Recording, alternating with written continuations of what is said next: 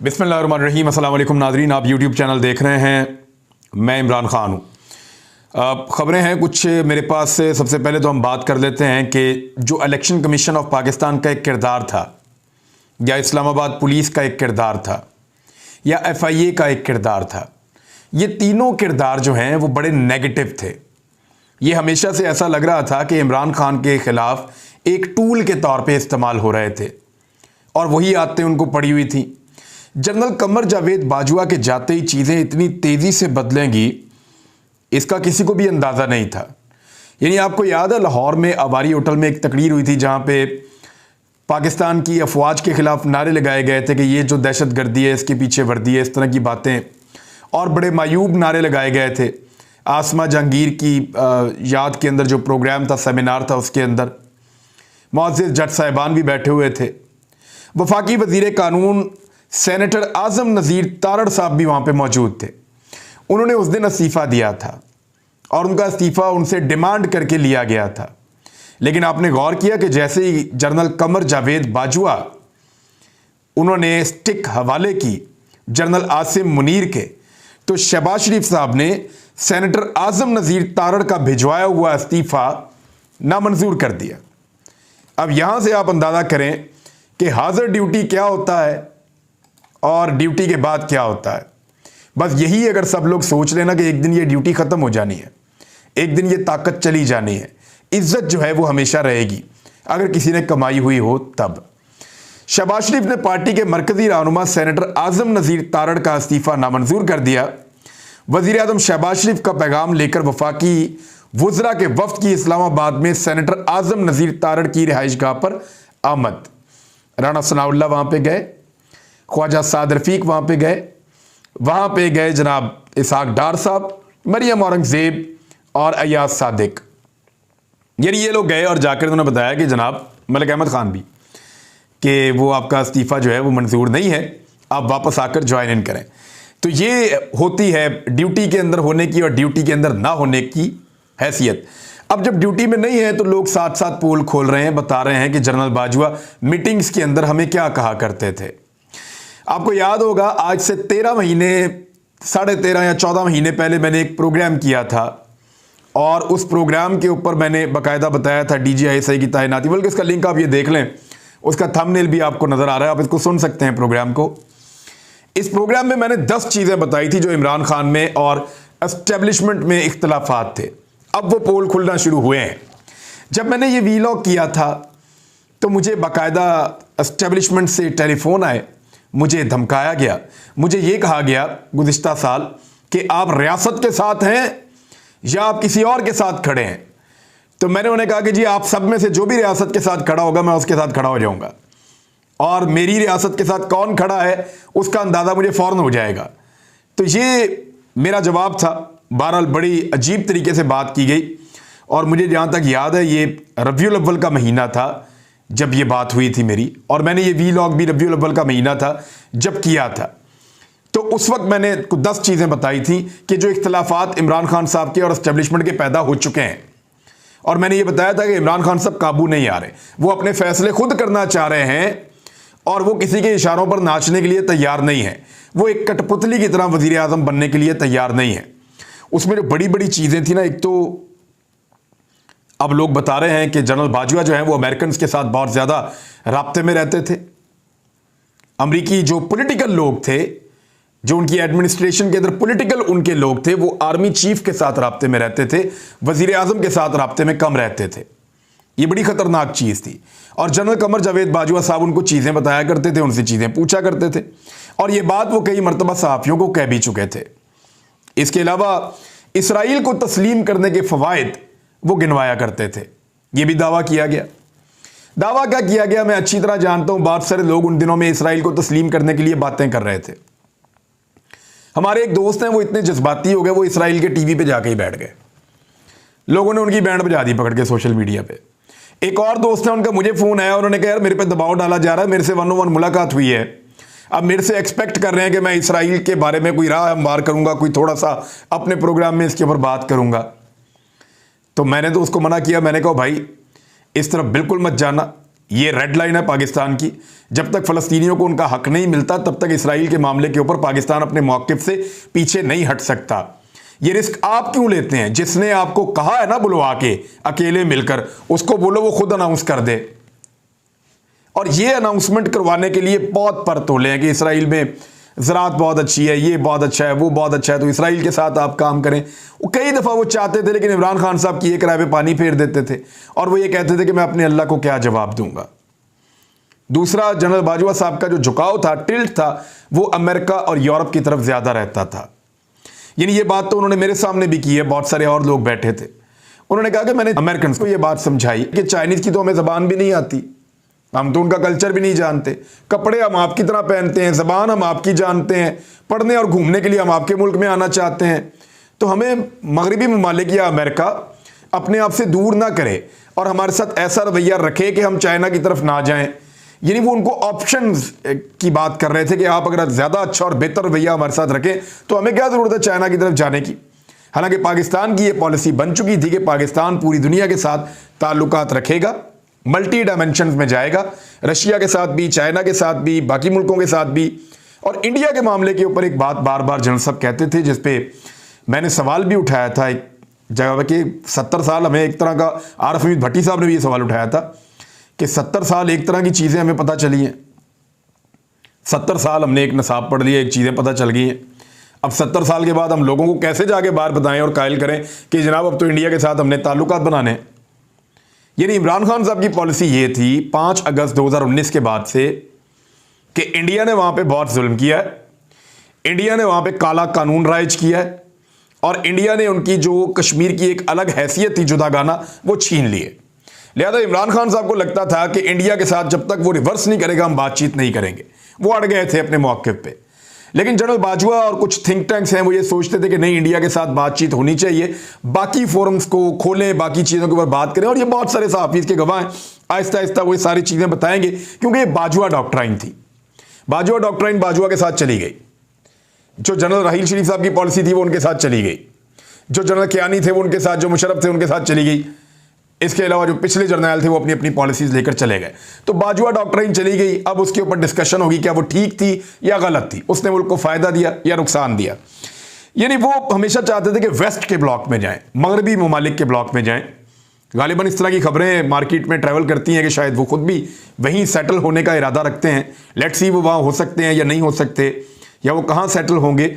लेकिन सऊदी अरब के साथ जो मामला थे उसको लेकर कुछ इख्तलाफात थे इमरान खान साहब के साथ, भारत और कश्मीर के मामलात को लेकर थे, इसराइल और फ़लस्तीन के मामलात को लेकर थे, मगरबी ब्लॉक और ये एशियन ब्लॉक, इसको लेकर कुछ मामलात के अंदर इख्तलाफात थे। और फिर NRO के ऊपर एक बहुत बड़ा इख्तलाफ था इमरान खान साहब का जनरल बाजवा से कि नवाज शरीफ को जैसे NRO मिला, मरीम नवाज़ को बाहर भिजवाना चाहते थी उस वक्त इस्टेब्लिशमेंट, इमरान खान साहब ऐसा नहीं चाहते थे। शहबाज शरीफ वगैरह के केसेस को कमज़ोर कर रहे थे, उनको बाहर निकालना चाहते थे, उनका जो है वो बंदोबस्त भी किया गया एक दफ़ा निकलने का, लेकिन इमरान खान साहब ने रोक लिया। तो ये इख्तलाफात थे और NRO के ऊपर इमरान खान साहब आगे डट जाते थे, वो मैं इनको नहीं दूंगा। तो बाजवा साहब कहते थे कि यार करप्शन के मामला छोड़ें, दफ़ा करें, मुल्क चलाएं आप। लेकिन इमरान खान साहब कहते थे करप्शन के साथ ये मुल्क चल ही नहीं सकता। और एक जो बड़ा सख्त था वो उस वक्त मैं यही सोचता था कि इमरान खान साहब गलत हैं, उस्मान बुज़दार की चॉइस। ये तो हमें पता था कि एस्टेब्लिशमेंट चाहती है उस्मान बुज़दार को हटा दो, लेकिन ये हमें उस वक्त नहीं पता था कि वो ये चाहती है कि अलीम खान को ले आओ। अगर अलीम खान को ही लाना था फिर तो उस्मान बुज़दार सोने का आदमी था, फिर उसी को रहना चाहिए था। लेकिन उस्मान बुज़दार से बेहतर वज़ीर आला PTI डिज़र्व करती है, हम ये बार बार कहते रहे हैं पहले भी, मुझे आज भी ऐसा लगता है। लेकिन परवेज़ इलाही साहब के आने के बाद कुछ सोच बदल रही है कि अगर पंजाब हुकूमत ऐसी होती है, उनके तरक्याती काम ऐसे होते हैं, उनकी एडमिनिस्ट्रेशन ऐसी होती है, तो फिर उस्मान बुज़दार में क्या बुराई थी? वो भी वैसे ही था, ये भी वैसे ही है, तो ज़्यादा फ़र्क नहीं था। बहरहाल अभी तो जब लोग वोट डालेंगे तब पता चलेगा कि पाकिस्तान तहरीक इंसाफ को कौन कैसे कितने वोट डालता है। ये वो चीज़ें थी। और अब बाजवा साहब के जाने के बाद चीज़ें तब्दील कैसे हो रही हैं, ज़रा गौर करें। तर्जुमान इलेक्शन कमीशन है हारून शनवारी, आदत पड़ गई हुई थी ना, जैसे ही इमरान खान का स्टेटमेंट आएगा जवाब देना है फौरी तौर पे, क्योंकि बड़े साहब का हाथ था सर पे। तो इलेक्शन कमीशन हारून शनवारी को एस्टेब्लिशमेंट विंग रिपोर्ट करने की हदायत कर दी गई। वजह यह है कि इमरान खान साहब ने जब असम्बलियों की तहलील के बारे में बयान दिया तो तर्जुमान इलेक्शन कमीशन को ओहदे से इसलिए हटाया गया कि उन्होंने फौरी तौर पर शाह से ज्यादा शाह का वफादार बनते हुए जवाब जमा करवा दिया। जवाब दे दिया इमरान खान साहब के स्टेटमेंट का इलेक्शन कमीशन ने कि जनाब हम 90 दिन के अंदर इलेक्शन करवा देंगे, आप यहां करवाएंगे तो जनरल इलेक्शन में नहीं जाएंगे हम। यानी हर वो चीज के खिलाफ इन्होंने जाना है, हर हाल में इलेक्शन कमीशन ने पार्टी बनना है जिसमें इमरान खान साहब कोई स्टेटमेंट दे दें। यानी इमरान खान साहब 2 सूबों में असम्बलियां तहलील करेंगे तो हम यहां इलेक्शन करवा देंगे, बाकी पाकिस्तान में नहीं करवाएंगे। और ये डुएबल नहीं है, मैं आपको बताऊं, ये बहुत मुश्किल हो जाएगा। तो इस तरह इलेक्शन कमीशन के जो तर्जुमान है हारून शनवारी, उनको हटा दिया गया है। मेरे ख्याल में अब इस्लामाबाद पुलिस का तर्जुमान ढूंढा जाए, वो किस बुनियाद के ऊपर ऐसी बातें कर रहा है उसको भी ढूंढे, वो कौन है। FIA के अंदर वो बंदे ढूंढे जिन्होंने अन्नी मचाई हुई थी। और जनरल आसिम मुनीर साहब को अपने आसपास बहुत सारे जालिम ढूंढने पड़ेंगे इस्लामाबाद में, सराउंडिंग में, इधर उधर मुख्तलिफ महकमों के अंदर बैठे हुए, मुख्तलिफ जगहों में बैठे हुए उनको जालिम लोग ढूंढने पड़ेंगे अपने आसपास, जिन्होंने बड़ा जुल्म किया है पिछले 8 महीने में। वैसे जुल्म तो बहुत लंबे अरसे से चल रहा है, लेकिन ये 8 महीने में तो उन्होंने तबाही फेर दी है। लिहाजा अब फौज और अवाम को करीब लाने के लिए उन लोगों को ढूंढना पड़ेगा और कुछ बंदोबस्त करना पड़ेगा। अरशद शरीफ साहब का जो कत्ल का केस है अरशद भाई का, उसमें FIA की जो फैक्ट फाइंडिंग कमेटी, उन्होंने दुबई पुलिस को खत लिखकर कुछ सवालात पूछे हैं। एक तो वो CCTV फुटेज मांग रहे हैं, बहुत मुश्किल है कि मिले। ट्रैवलिंग रिकॉर्ड मांग रहे हैं, वीज़ा क्यों कैंसिल किया गया, क्यों उनको वहाँ से निकाला गया, ये पूछ रहे हैं, क्या दबाव था। ये सारी चीज़ें जो सवालात हमारे दिमाग में उनसे पूछे गए हैं। लेट्स सी दुबई इसका क्या जवाब देता है। अगर जवाब नहीं देगा तो हम तो इसका सवाल पूछते रहेंगे, बार बार पूछते रहेंगे। मुमकिन है आज ये जवाब हमें ना मिले, कोई अगली हुकूमत आ जाए, वो ज़ोरदार तरीके से पूछे, शायद तब जवाब मिल जाए, लेकिन इसका जवाब कभी ना कभी तो आएगा। ये सच कभी छुपा नहीं रहेगा। NRO की मैं बात कर रहा था, तो NRO अभी तक जारी है। शहबाज शरीफ साहब के खिलाफ मजीद 2 इंक्वायरियां बंद हो गई हैं। राणा सनाउल्लाह साहब के खिलाफ आमदन से जायद असासाजात की इंक्वायरी बंद हो गई है। शाहनवाज रांझा के खिलाफ और राणा मशहूद के खिलाफ भी इंक्वायरी बंद करने की मंजूरी दे दी गई है। तो नैब के अंदर तो टोटल जो है मुकम्मल तौर पे NRO 2 मुकम्मल हो चुका है। अब आ जाए कुछ और खबरें हैं, लेकिन आदम सवाती ने पाकिस्तान में वर्ल्ड रिकॉर्ड बना लिया है। उनके खिलाफ 50 मुकदमा दर्ज कर दिए गए हैं। टक्के की औकात नहीं है इन पर्चों की। जिसके ऊपर भी ये पर्चे हो रहे हैं, आदम सवाती साहब को, उनकी फैमिली को एक लम्हा भी घबराने की जरूरत नहीं है। ये जुम्बिश कलम के साथ ये सारे पर्चे फारे हो जाएंगे, सारे पर्चे फारे हो जाएंगे, याद रखिएगा। टके की औकात नहीं है इन पर्चों की, क्योंकि सुगरा बीबी केस में सुप्रीम कोर्ट ऑफ पाकिस्तान ये कह चुकी है, 7 रुकनी फुल बेंच, फुल कोर्ट वो ये फैसला दे चुका है, लार्जर बेंच, 7 रुकनी बेंच, और मुअज़्ज़ज़ तरीन जजेस वहाँ शामिल थे कि एक वकूए की 2 FIR नहीं हो सकती। लिहाजा ये सारी FIR यूं उड़ जाएंगी और सारी गैर कानूनी है। 1 मिनट के अंदर इन मुद्दइयों को बुलाएंगे, वो आदम सवाती को शक्ल से नहीं पहचान सकते होंगे। ये हालात पैदा हो जाएंगे, आप देख लीजिएगा। ये जो पर्चे करवाते हैं और करवाने पड़ रहे थे उनको, ये जल्दी जल्दी इसलिए करवा रहे थे कि आने वाली एस्टेब्लिशमेंट शायद इन पर्चों का बोझ नहीं उठाना चाहती थी। वो जितने पर्चे करवाने अभी करवा लो, बाद में फिर नई एस्टेब्लिशमेंट होगी, वो कहाँ ये बोझ उठाएगी। लिहाजा जो पर्चे 50 के करीब करवा लिए गए हैं, इनकी टके की औकात नहीं और ये चले जाएंगे, ये फारे हो जाएंगे। परवेज़ इलाही साहब के करीबी सोर्सेज ने, कुछ मीडिया वालों ने खबर निकाली है, वहाँ से ये रिवील हुआ है कि परवेज़ इलाही साहब इमरान खान साहब को मुद्दत पूरी करने का मशवरा देंगे और कहेंगे कि असम्बलियाँ तहलील ना करें, लेकिन अगर इमरान खान साहब ना माने तो फिर वो असम्बलियाँ तहलील भी कर देंगे। अब आ जाएँ इकॉनमी पे, कुछ बड़ी अजीबो गरीब खबरें मैं आपके सामने रखता हूँ और आपको हैरत होगी कि जो पाकिस्तान के साथ इकॉनमी में इस वक्त ज़्यादती हो रही है।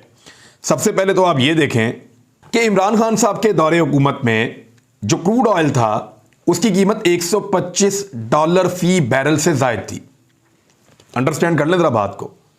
क्रूड ऑयल की प्राइस $125 फी बैरल से ज़ायद हो गई थी इमरान खान साहब के दौरे हुकूमत में, और 150 रुपये लीटर वो पेट्रोल दे रहे थे, इससे भी कम। और उस वक्त वो रशिया के पास जा रहे थे कि हम उनके साथ मुआहदा करते हैं, कम से कम 30% वो हमें कम कीमत पे देगा और हमें पेट्रोल मिलेगा $88 फी बैरल उस दौर में। और ये मुआहदा हमें चाहिए था, उस वक्त मिल जाता, पाकिस्तान इकॉनमी में बहुत हद तक पाकिस्तान स्टेबल रहता।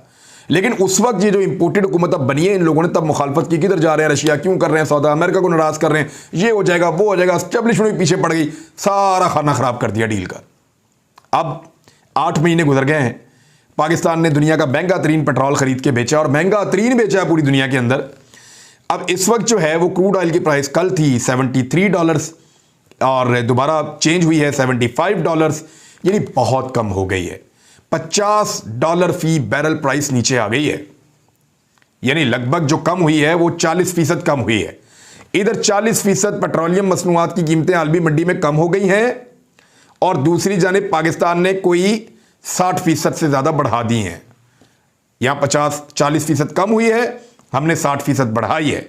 अगर इन दोनों को आप इकट्ठा करें तो पाकिस्तान ने पेट्रोलियम मसनूआत की कीमतें अगर उसी फॉर्मूला में आप देखें तो इमरान खान साहब के दौरे हुकूमत के मुकाबले में दुगनी कर दी हैं। पेट्रोलियम मसनूआत की कीमतें दुगनी हो गई हैं, इस बात को याद रखिएगा, और ये इस हुकूमत में आपके साथ हो रहा है। दूसरा, जो आपके ज़र मुबादला के ज़खायर हैं वो जितने कम हो चुके हैं, पाकिस्तान को 5 से 6 अरब डॉलर मजीद चाहिए। मार्च तक पाकिस्तान बंदोबस्त ना कर सका और नहीं कर सकेगा इलेक्शन के बगैर, क्योंकि दुनिया पाकिस्तान को या दोस्त ममालिक मदद नहीं करेंगे। वो तभी मदद करेंगे जब यहां पे स्टेबिलिटी होगी। रिजीम चेंज के बाद डॉलर 178 से 225 का हो गया, अब तो 231 का है। ग्रोथ रेट 6% था, 0 से नीचे चला गया है। पेट्रोल 149 से 250 को छूकर वापस आया, लेकिन मैंने आपको बताया कि पेट्रोल की कीमत 100% बढ़ी है, दुगनी हुई है परसेंटेज और डॉलर की प्राइस। और अगर आप फी बैरल आलमी मंडी में कीमत को साथ रखें और फिर आप बढ़ोतरी देखें तो पेट्रोल की कीमत दुगनी हुई है। बिजली जो है वो 16 रुपए का यूनिट था, अब 36 से लेकर 54 रुपए तक का यूनिट है। गैस जो है वो 100% महंगी हो गई है, लेकिन नायाब है। महंगाई 8% से बढ़ के 40% तक गई है और कभी 35-40 इसके बीच में रहती है, और 11% महंगाई इमरान खान साहब के दौर में हुई थी। टेक्सटाइल इंडस्ट्री की तारीखी तरक्की के बाद आज 60% इंडस्ट्री बंद हो चुकी है। तारीख की सबसे ज्यादा एक्सपोर्ट पाकिस्तान तहरीक इंसाफ के दौर में 33 अरब डॉलर थी और अब लगातार कम हो गई हैं, बंद होती जा रही है इंडस्ट्री। और टैक्स कलेक्शन पाकिस्तान ने सबसे ज़्यादा की थी, वो भी कम हो गई है। रेमिटेंसेस जो बाहर से आते थे वो भी ज़्यादा थे, वो भी कम हो गए हैं। डिफ़ॉल्ट रिस्क 5% से पाकिस्तान का डिफ़ॉल्ट करने का या दिवालिया होने का जो रिस्क है वो 5% से बढ़कर 90% हो गया है। 8 महीनों के अंदर ये तबाही किसने फेरी है? जिम्मेदार जो है वो कल चला गया। अब तक इतने, अपना ख्याल रखिएगा, अपने इस चैनल का भी। अल्लाह हाफिज़।